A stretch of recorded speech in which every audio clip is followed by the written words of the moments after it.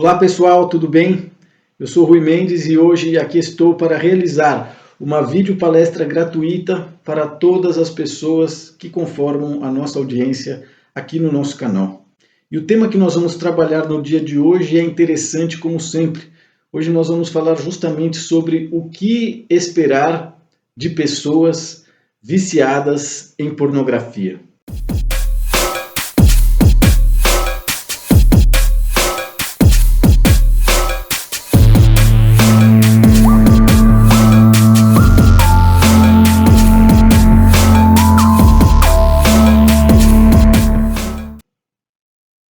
Antes de nós falarmos a respeito do que nós devemos esperar de pessoas viciadas em pornografia, é muito importante ter uma compreensão mais expandida e mais profunda a respeito do que é a pornografia. Como é que surgiu isso? De onde veio essa ideia em que as pessoas teriam o desejo ou a vontade de ficar registrando as suas atividades sexuais? E ao longo do tempo, transformar isso em um produto, em um comércio, em toda uma indústria que hoje domina a mente de muitas pessoas no nosso planeta e é muito importante que a gente fale sobre isso. Então, falando mais profundamente e de um ponto de vista metafísico, a pornografia ela representa justamente aquilo que é o inconsciente coletivo do matriarcado. Ou seja, todas as fantasias sexuais que homens e mulheres possuem, ainda que nós estejamos falando do matriarcado e das mulheres, justamente porque o sexo é um patrimônio da feminilidade. Então, quer dizer, todas as possibilidades sexuais, todas as fantasias sexuais que já não podem ser realizadas pela maioria dos indivíduos, justamente porque esses indivíduos conhecem o resultado dessa realização de fantasias, e por vezes ele é bastante negativo. Então, uma vez, do ponto de vista reencarnacionista, a pornografia ela surge como uma representação do inconsciente coletivo feminino, justamente porque em nossa era as mulheres já não podem realizar tudo aquilo que elas gostariam de fazer e têm como fantasia, porque complicaria a situação de mãe, complicaria a situação de esposa, ainda que nos dias de hoje talvez esse matriarcado, essa mentalidade de realizar todas as fantasias e não se importar com o resultado disso, talvez isso esteja voltando. Mas enfim, lembre-se disso, a pornografia representa o inconsciente coletivo das pessoas que possuem fantasias sexuais e já não podem realizar essas porque conhecem os resultados, de maneira que a pornografia surge como uma pílula, como um calmante, como uma válvula de escape para que a pessoa possa projetar todas aquelas fantasias e aquele tesão e aquela vontade, aquela plástica que ela sente, sem precisar ela mesma fazer. Então ela assiste outros seres fazendo e se satisfaz com aquilo.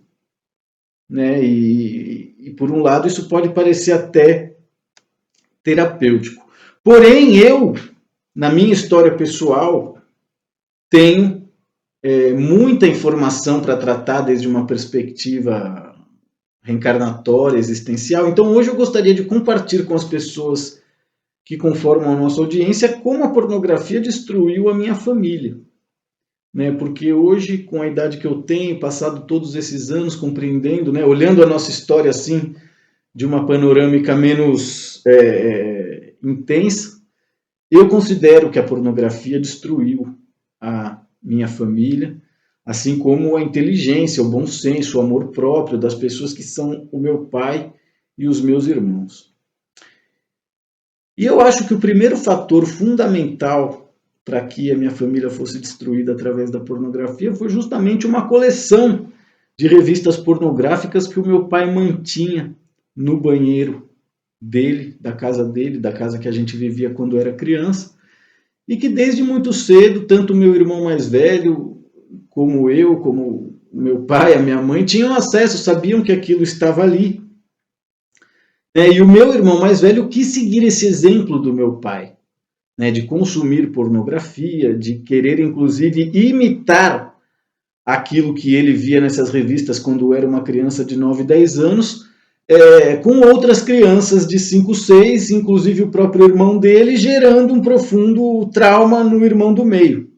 Né? E não bastando tudo isso, o terceiro filho do meu pai, com o tempo, se transforma em um ativista, sexista, fanático, quase religioso, fundamentalista, né, gaysista e etc. Então, esses 3 fatores eu acho que realmente são pontos bastante delicados, nevrálgicos e traumáticos do que a pessoa que coleciona pornografia pode fazer. Justamente porque quando meu pai tinha aquela coleção de pornografia no banheiro, ele já tinha 30, 40 anos de idade, né? Então, o que aconteceu antes dos 30, 40 anos de idade para que esse camarada necessitasse ser um pai de família com aquela porcaria daquela coleção de revistas pornográficas no banheiro de casa? Né? Então, para que isso fosse um capricho, uma exigência, uma necessidade e tivesse que estar ali, para que meu pai não pudesse abrir mão dessa coleção de pornografias para que os filhos dele pudessem ter uma educação um pouquinho melhor, é porque a juventude sexual dele, é porque as fantasias sexuais dele, é porque tudo aquilo que ele viveu ou se frustrou, queria ter vivido, etc., foram bastante fortes, foram bastante marcantes, foram bastante profundos, e talvez por isso ele, com 40 anos de idade, estava cheio de pelo nas costas, parecendo um pullover e perdendo completamente o cabelo, né?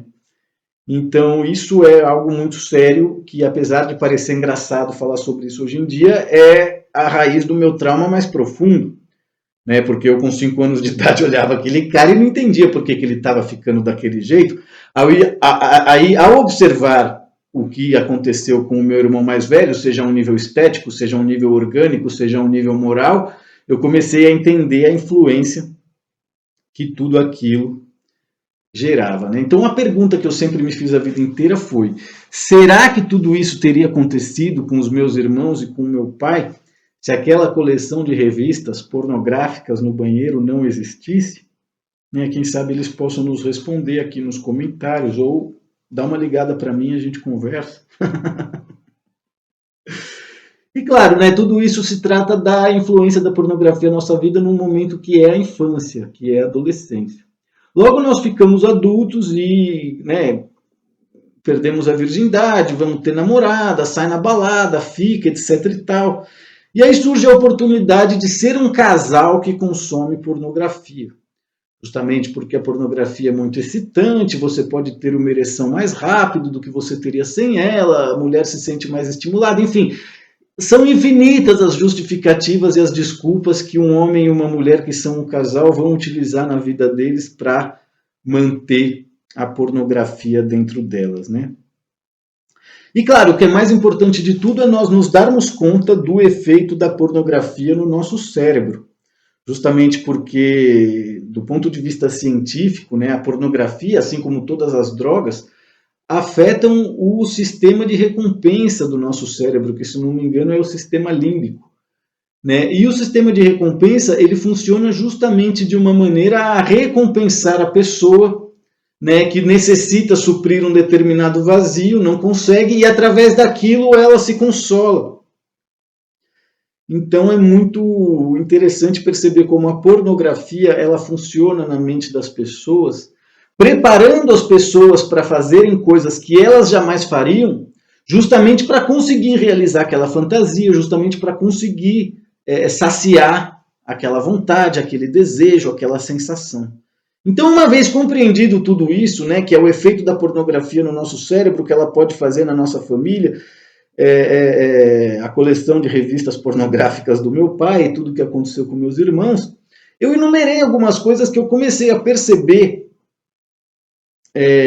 que nós já devemos esperar das pessoas que consomem pornografia. Inclusive, uns dias antes de fazer esse vídeo, eu estava pesquisando um pouco e falei com um ex-paciente, inclusive, se ele consumia pornografia. E curiosamente ele disse que sim, coisa que em terapia ele não dizia que acontecia. E de repente ele admitir aquilo, encaixou todas as peças do puzzle da história dele, né, de uma maneira a compreender melhor o porquê que de repente ele é uma pessoa grosseira, uma pessoa impaciente, uma pessoa despistada, que atrasa, entre outras coisas, né? Mas enfim, vamos aqui falar a respeito do que eu enumerei para que a gente compreenda o que devemos esperar de pessoas assim, né, viciadas em pornografia. Então, a primeira coisa que você pode esperar das pessoas viciadas em pornografia é justamente a preguiça. Né? Por quê? Porque se eu já tenho, imagina, se eu já tenho dinheiro acumulado no banco, por que eu vou trabalhar? Né? Eu já estou com a vida ganha, eu já estou com as contas pagas. É mais ou menos assim que o sistema de recompensa do nosso cérebro funciona quando a gente consome pornografia. Né? Então, assim, tudo aquilo que a pessoa tem que fazer para que a vida dela comece a dar certo, principalmente na juventude, ela abre mão justamente porque com a pornografia ela já tem aquilo que ela precisa para se sentir energizado, para se sentir recompensado, para se sentir prazeroso, para se sentir amado, né? Porque tudo isso são efeitos químicos no nosso cérebro. Então a preguiça, sem dúvida nenhuma, é o primeiro sintoma que você vai encontrar na pessoa que consome pornografia. Um outro sintoma muito sério é a traição, né? O que nós chamamos de alta traição. Por quê? Porque, querendo ou não, a pornografia sempre está promovendo a ideia e provando o fato de que a traição vale a pena e de que a monogamia, e de que a poligamia, né, é o caminho. E de que a monogamia é monótona, e de que a fidelidade é uma besteira, e de que todos os seres humanos têm necessidades sexuais. E tudo isso são mentiras que fazem com que o nosso corpo emocional não se desenvolva, porque você vive como um animalzinho, você deixa de ser humano e raciocinar para satisfazer os seus desejos e as suas fantasias sexuais. Né? Então, assim, a traição vai passar a ser sempre uma possibilidade. Né? Basta que seja uma bunda mais gostosa, basta que seja um pau maior, basta que seja isso, basta que seja aquilo. E aí vem também a brutalidade, que é algo que nós com certeza devemos esperar das pessoas que consomem pornografia. Por quê? Porque a pessoa que consome pornografia, ela tem o prazer dela garantido de forma instantânea, né? Então ela passa a ser temperamental, ela passa a ser impaciente, justamente por quê? Porque as coisas fora da pornografia não são, né, da mesma maneira. Para nascer leva 9 meses, um ano tem 12 meses, né? Tudo tem um tempo de gestação para acontecer.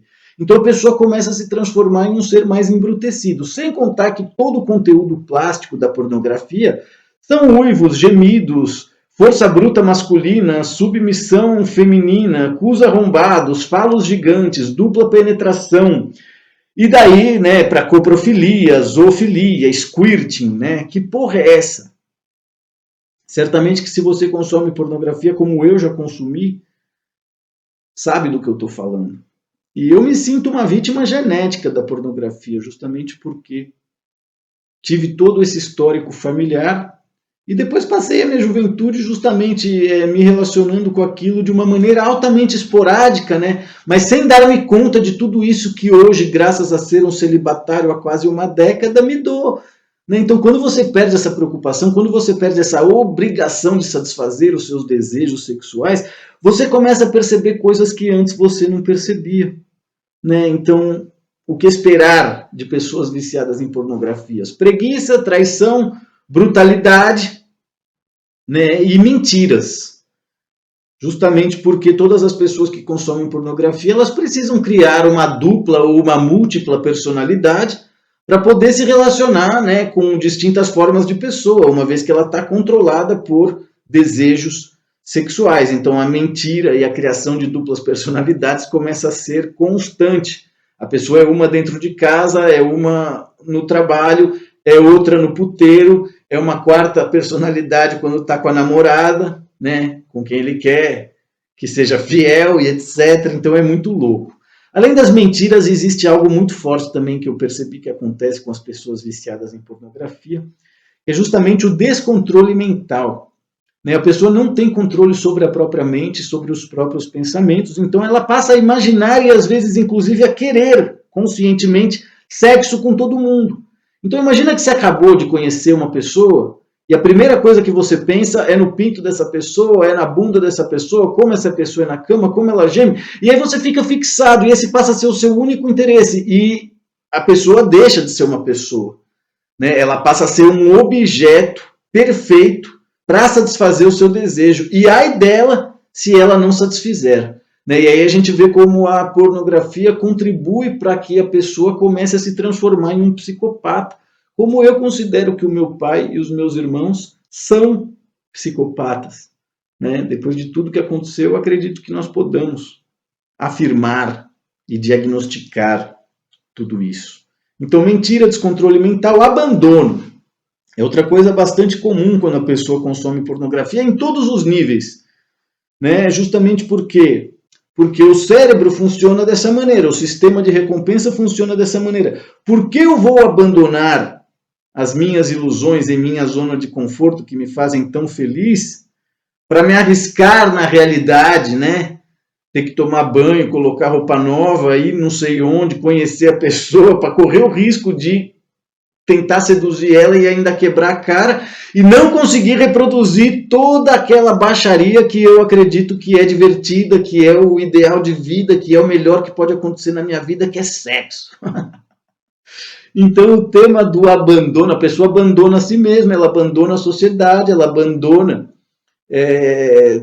todos os parâmetros essenciais da vida que vão transformar ela em um ser bípede e humano, né, justamente para ser um quadrúpede consumidor desse tipo de... eu ia dizer esse tipo de realidade, né, mas não é realidade, a pornografia é uma ilusão.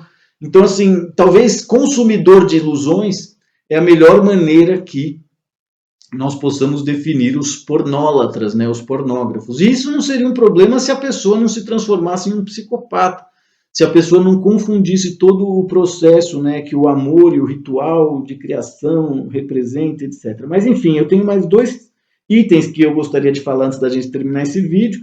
Né? Então, veja lá, vamos recapitular. Preguiça, traição, brutalidade, mentiras, descontrole mental, abandono.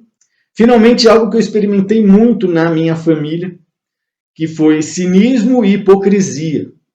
As pessoas que consomem pornografia, elas vivem dentro de certos clubinhos, alimentando as panelinhas sociais, onde elas não são criticadas, onde elas não são questionadas, onde elas não são condenadas por serem pornólatras, por serem punheteiros, por serem ninfomaníacos, né? Entre outros jargões da medicina. Então, cinismo e hipocrisia, né? E, claro, o lugar onde eu mais vi cinismo e hipocrisia em toda a minha vida sempre foi na cidade de São Paulo. Né? Depois de virar imigrante é que eu entendi, caramba, né? Por que existe tanto cinismo e hipocrisia? Porque a quantidade de prostitutas e a quantidade de homossexuais encarnados naquele lugar realmente é muito grande, muito, muito grande. Né? E ninguém é culpado por isso não é uma crítica. Né? Isso é um fato. Lembrando que eu nasci em São Paulo, minha mãe nasceu em São Paulo, ainda mais, né, a minha família vem do interior, então tudo isso é algo que eu não poderia falar sobre se eu não pudesse ler, aceitar e compreender dentro de mim mesmo. Né? E finalmente, depressão. Né? Acredito que a depressão é o último estágio do que nós devemos esperar a respeito das pessoas que consomem pornografia e são viciadas em pornografia, ainda que quem consome pornografia não é necessariamente viciado em pornografia. Mas, enfim, a depressão é esse último estágio justamente por quê? Porque a pessoa começa a entender a verdade. E qual é a verdade? Né? Que sexo não é diversão, que sexo não é algo feito para que você realize com qualquer um, né? E que sexo tem consequências. Né? Estamos aqui graças ao fato de que nossos pais e as nossas mães fizeram sexo. A questão é o que os seus pais estavam pensando naquele momento em que fizeram sexo. Será que eles realmente estavam se amando? Será que eles realmente estavam querendo ter filhos? Né? Eu acredito que meus pais não, ainda que eu acredite que a minha mãe sim, e muito. E talvez por isso tudo tenha dado tão errado. E claro, do ponto de vista do sexo, ele é a melhor forma de você ser assediado e obsessionado espiritualmente, né? Justamente por quê? Porque o sexo é o ritual que cria um corpo físico para que uma consciência habite o planeta Terra na realidade física.